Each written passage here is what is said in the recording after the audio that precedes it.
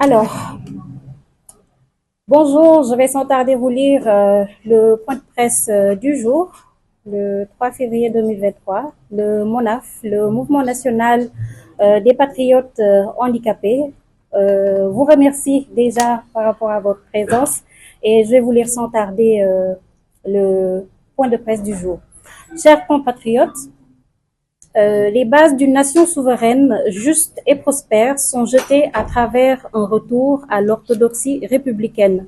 C'est le lieu d'en féliciter chaleureusement le président de la République, le Premier ministre du Sénégal et son gouvernement, ainsi que le président de l'Assemblée nationale. Les premiers actes posés par les autorités nous rassurent et augurent des lendemains meilleurs. Il en est ainsi de l'exercice de vérité et de transparence des mesures prises pour alléger le coût de la vie de la nouvelle gouvernance responsable de l'Assemblée nationale. Résolument inscrit dans le Djoub Djoubol Djoubonti, le gouvernement a engagé la reddition des comptes dans un contexte d'après l'alternance marqué d'après l'alternance. Excusez-moi, j'ai été perturbée par les messieurs derrière. Est-ce que vous pourriez vraiment nous laisser poursuivre? Donc, je disais que il n'y a pas de problème. Chers compatriotes, les nations souveraines, justes et prospères sont jetées à travers un retour à l'orthodoxie républicaine. C'est le lieu d'en féliciter chaleureusement le président de la République, le Premier ministre et son gouvernement, ainsi que le président de l'Assemblée nationale. Les premiers actes posés par les autorités nous rassurent et augurent des lendemains meilleurs. Il en est ainsi de l'exercice de la vérité, de la transparence, des mesures prises pour alléger le coût de la vie, de la nouvelle gouvernance responsable de l'Assemblée nationale, résolument inscrit dans le Djoub Djoubol Djoubonti. Le gouvernement a engagé la reddition des comptes dans un contexte d'après une alternance marquée par la falsification par l'ancien régime des chiffres de nos finances. Le MONAF se félicite de cette reddition des comptes qui se déroule dans les règles de l'art. Bien loin des règlements de comptes politiques dans lesquels excellaient ceux qui s'agitent aujourd'hui, apeurés sont-ils sans doute par leur pratique aux antipodes de la transparence et de la bonne gouvernance.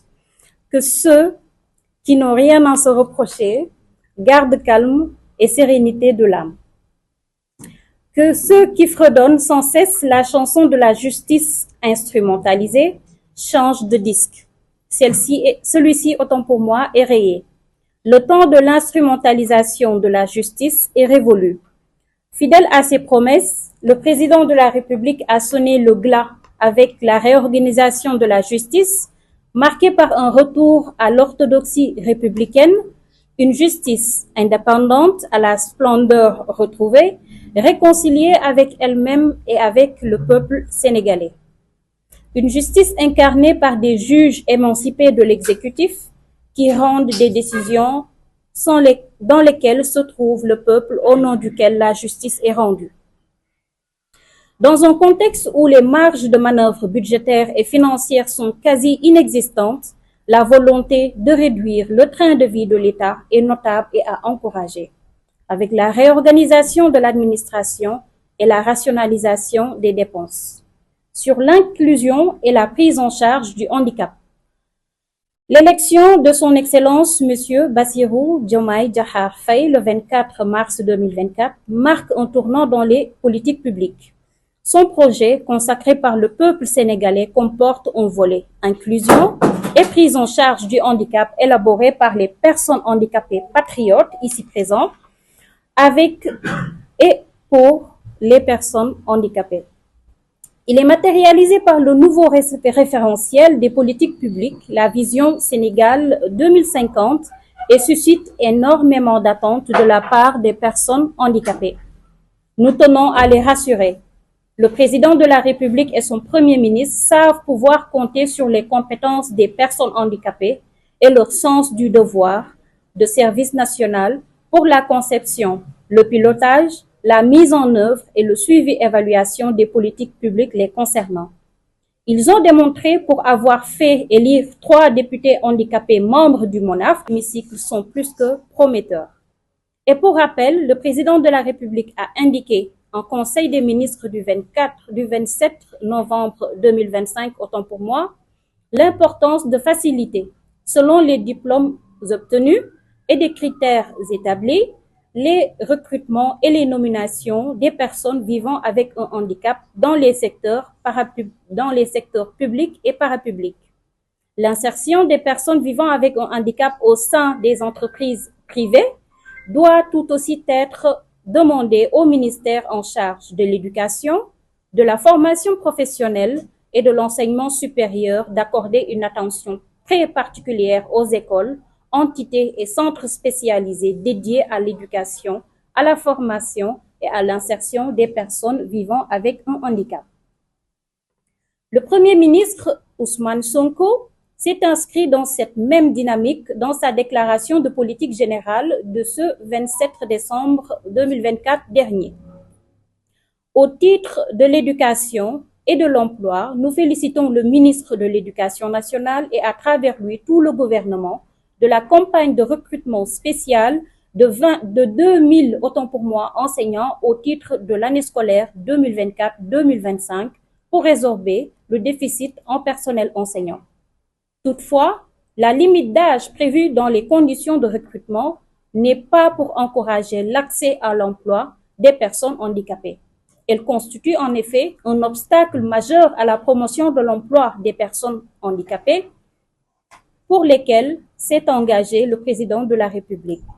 Nous recommandons la levée de toute limite d'âge pour les personnes handicapées dans les recrutements au sein de la fonction publique et dans les conditions de passation des examens et concours.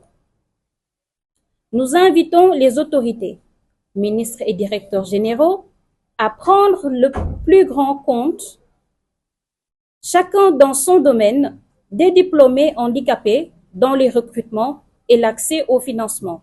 À cet effet, la DER est à remercier, à féliciter et à donner exemple pour avoir levé la limite d'âge accordée des prêts à taux zéro aux personnes handicapées. Au nom de la discrimination positive et de l'égalité des chances, plusieurs personnes handicapées ont ainsi vu leur projet économique finir. Le président de la République a donné la voie.